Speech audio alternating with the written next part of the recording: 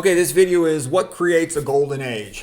And as far as aesthetic, cultural history, creativity history, there's been three main golden ages in the history of mankind. There's the ancient Greeks in Athens, there is the Italian Renaissance, and then there is the 1800s. You can think of it as sort of the Victorian Renaissance, but it was really more than Victorian. It was also in France and some other European countries.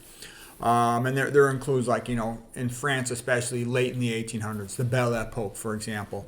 That was when there was more freedom, there was less monarchy, less secular control, less religious control, freedom to they were Christian, but they had freedom to be creative. So anyways, I'm just going to show you a couple paintings real quick, and then we'll go through the details of how one can try to recreate a golden age locally in their own environment. So this is Aspasia, the girlfriend of Pericles, ruler of Athens. And of course, this is the great city on the hill, the Acropolis of Athens. And there's the statue of Athena and the Parthenon. Okay, painting by Henry Holiday there. Here's another painting of the Acropolis. Again, the magnificent city on this hill. This idea of we will make our place a special place, something better than any other place. So again, here's the Acropolis, the statue of Athena. You can see the people walking around. What I'm basically doing is moving in closer and closer to the Acropolis of Athens.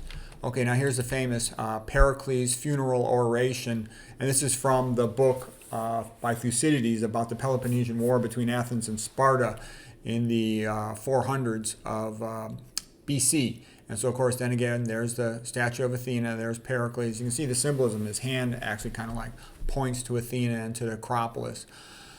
Okay, well, we're going to have one more picture here.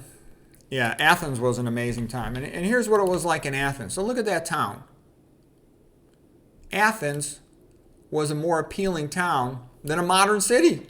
Look how beautiful it is. Look how magnificent it was. Magnificent, beautiful statues. Magnificent, beautiful architecture. Look at the columns here of these statues. The Greeks just had an incredible aesthetic sense of life. And they had all kinds of things. They had theater and drama, all the plays, Oedipus Rex, Aristophanes, Aeschylus, Sophocles, Euripides, etc. The philosophy of Plato, Socrates, the pre-Socratics, Aristotle, everything. Plato's Academy, Aristotle's Lyceum. It goes on and on. Athens is just an amazing time in the history of the world. Schopenhauer, the great genius, said it's amazing how much smarter the ancient Greeks were than the modern Germans, and that was in the early 1800s. Okay. So now I'm going to show you another few paintings from another great golden age, which would be the Italian Renaissance. So here's the Pietà by Michelangelo. His mother died when he was about 7 years of age, so this is in a sense is Christ is like himself in his mom's lap. Okay, it's just magnificent. It's the most beautiful statue ever made. And now here, of course, is the School of Athens by Raphael, and you can see how basically this is the idea of syncretism, meaning that the Roman Catholic Church would absorb what it encounters and take the best of it and just sort of incorporate that into itself, if you will. So this painting is in the signature room, the Stanza Signatura in the Vatican, and it's a celebration of all these Greek philosophers and mathematicians and architects and other scholars with Roman architecture in the background, and of course incorporated into the Catholic Church. And that's pretty much how it went, especially the strain of Catholicism, Roman Catholicism. Sort of Aquinas baptized Aristotle, and it's very much Aristotelian, versus Protestantism is more Platonic. Okay, so there's Aristotle pointing to the ground, there's Plato pointing up into the sky, the perfect forms, for example. So that's the second great golden age. The third great golden age is the 1800s. And these are some paintings, for example, by Edmund Leighton, one of the pre-Raphaelite Brotherhood disciples, okay, of that school of painting. And they're just spectacular, magnificent, tracing the shadow of her husband before he goes off to battle. And there's this painting called Farewell, saying goodbye to Daddy, just magnificent. Okay. All right, so now we're going to talk about the golden age and what can you do to try to create it locally in your own family, your own neighborhood, whatever. Okay, so first of all, you need a vision of the world that says greatness is possible, that it's worthwhile to aspire to it, that the world, like the Christian worldview, the world is understandable, and the creation of art, the study of nature honors God, so it's worth doing.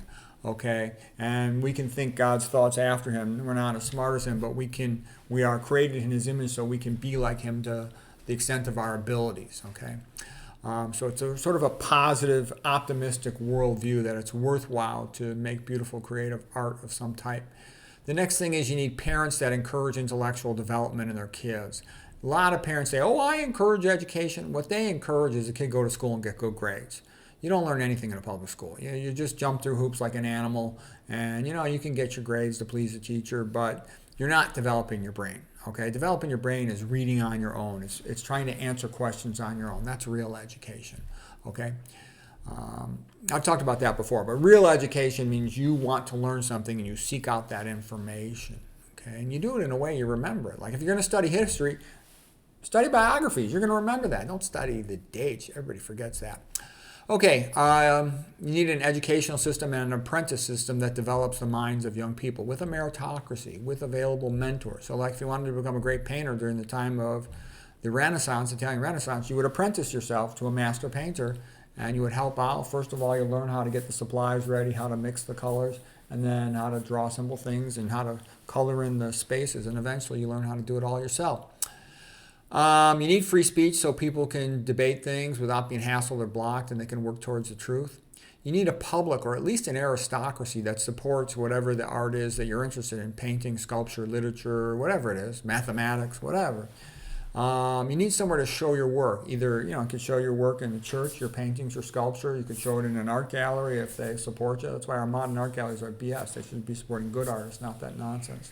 You need museums or public contests or popular books, somehow that the artist, the creator, is going to get some recognition for their work.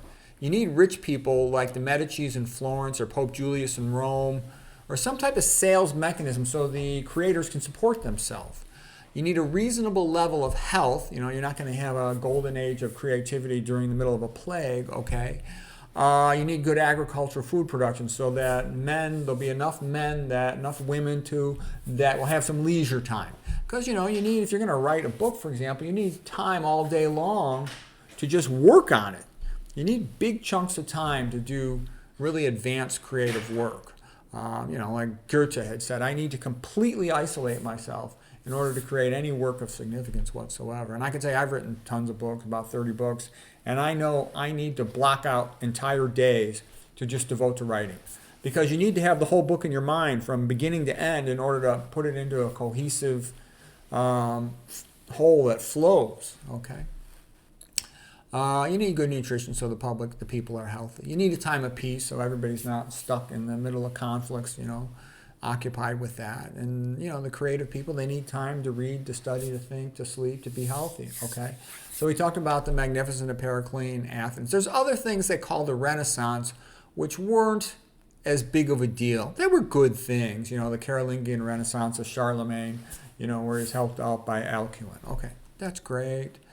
The Scholastic Renaissance of Albert the Great and Thomas Aquinas. Okay, that's great. And that was making some real progress. Okay, but it didn't burst forth with incredible creativity like the Italian Renaissance, like we spoke about a moment ago. And, there was some pretty powerful stuff came out of, like the Counter-Reformation, the Baroque era, with Caravaggio, Andrea Pozzo, the apotheosis of Ignatius on the ceiling, the music of Bach, etc. Okay. The 1800s in Europe, though, that's like the greatest time ever in the history of the world for painting and literature. And a lot of science was magnificent at that time. But after that, since the 1900s, the world's kind of drifting away from Christianity. It's drifting away from a worldview of meritocracy and beauty and aesthetic excellence. And so it's really gone downhill. I mean, don't get me wrong, there's a lot of great artists, but they don't get anywhere to show their work. The modern art museums are fake, and they don't allow the good artists to show their work, and most people never hear about these guys. So anyways, the world's kind of drifting away from excellence, and it's going farther and farther away from being a time like a golden age. So the least you can do is try to create a little one locally in your family, amongst your friends, maybe in your neighborhood, and try to keep civilization alive, and hopefully there'll be a golden age in the future.